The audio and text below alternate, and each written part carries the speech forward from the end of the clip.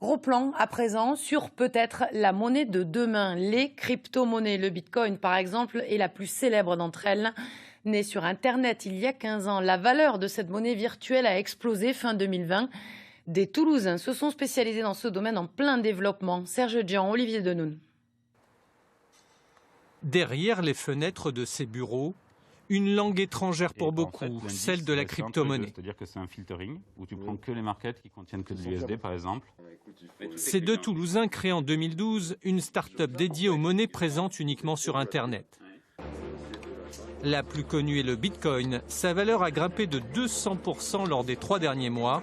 La crise économique mondiale, l'inflation du dollar, l'arrivée d'acteurs institutionnels tirent le marché des crypto-monnaies vers le haut. La demande a été très forte et par définition, l'offre de Bitcoin est limitée. Il n'y en aura que 21 millions. C'est pour ça qu'on qualifie d'or numérique. C'est parce que c'est une forme de monnaie numérique qui est rare. C'est une forme d'or numérique qu'il est difficile de produire et donc qui a potentiellement certaines propriétés, notamment le fait que, de par sa rareté, cela ait une valeur pour certaines personnes, comme de l'or. Ces passionnés scrutent les places de marché spécialisées. Ils conseillent les particuliers comme les entreprises, convertis ou néophytes. Ceux qui veulent se lancer doivent respecter certaines règles pour éviter les escroqueries sur le net. Investir que ce qu'on peut perdre, déjà. Ça, c'est même pas une règle juridique, c'est une règle de bon sens. C'est comme tout, on ne se lance pas dans n'importe quel domaine sans en connaître un minimum. Bien choisir sa plateforme d'échange.